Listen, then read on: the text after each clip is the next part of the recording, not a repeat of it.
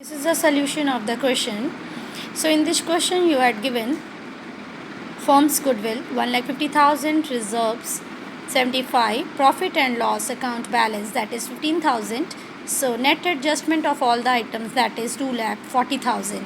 Now as per the second working note I had calculated sacrificing or gaining ratio, old ratio minus new ratio. This is old, this is new. Three partners are there, X, Y, Z. Accordingly, I had calculated the LCM.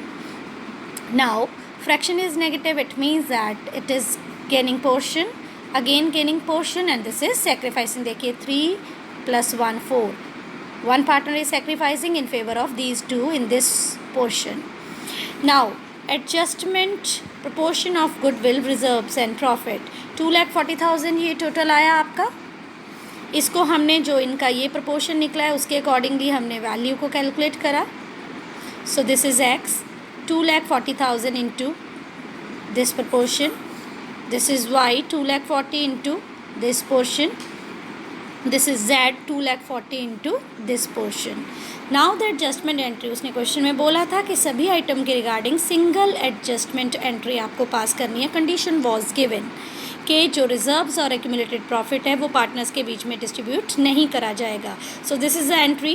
Gaining partners capital account debit, X and Y are gaining, X capital account debit, Y's capital account debit. ये amount जो आपने calculate करी है to जेड्स capital account, this is the amount. Now इस question में एक और कंडीशन थी कि you are suppose to prepare the balance sheet of as on 1 April 2016. यानी जब उनकी प्रॉफिट शेयरिंग रेशियो चेंज होगी तो आपको उसके अकॉर्डिंगली बैलेंस शीट बनानी है. यानी ये जो undistributed profit, accumulated loss profits और रिजर्व्स हैं और गुडविल की ट्रीटमेंट हमने दी है, इसका इनकी कैपिटल्स के ऊपर क्या इफेक्ट है.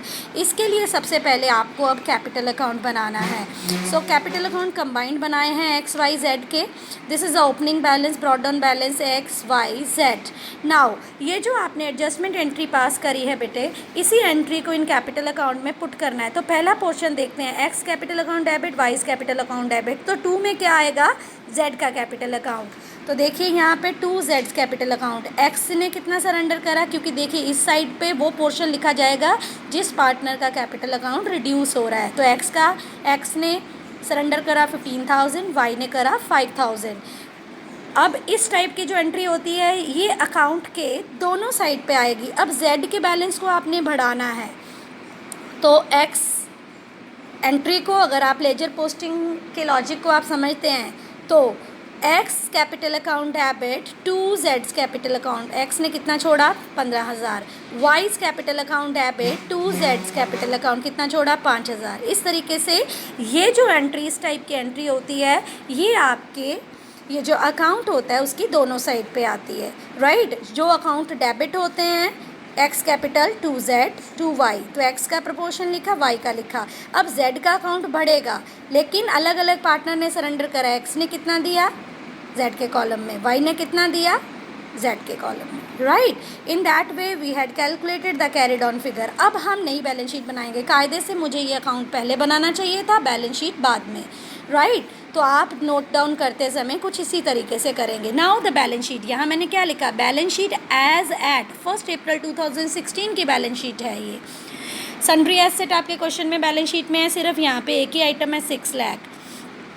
जनरल रिजर्व डिस्ट्रीब्यूट नहीं हुए हैं, एज इट इज़ लिख दिया. P&L भी डिस्ट्रीब्यूट नहीं हुआ है, एज इट इज़ लिख दिया. क्रेडिटर्स तो एज इट इज़ लिखने ही थे. चेंज कहाँ आया है, पुरानी बैलेंस शीट की कैपिटल बैलेंसेस पहले ये थे 2 लाख, 1,50,000, 1,20,000. लेकिन नए क्या आए हैं, हमने एडजस्टमेंट एंट्री पास कर दी, उसके अकॉर्डिंगली नए बैलेंसेज ये है. ये जो बैलेंसेज है इसको नए बैलेंस शीट में लिखा. Sum total 4,70,000. दोनों साइड का टोटल बराबर. क्वेश्चन की कंडीशन थी बैलेंस शीट बनानी है तो आपको भी बनानी ही पड़ेगी. तो पहले इसको सॉल्व करिएगा, फिर आप लास्ट में ये बैलेंस शीट बनाइएगा. कैपिटल अकाउंट बनाने को नहीं बोला है, it's a sort of working note.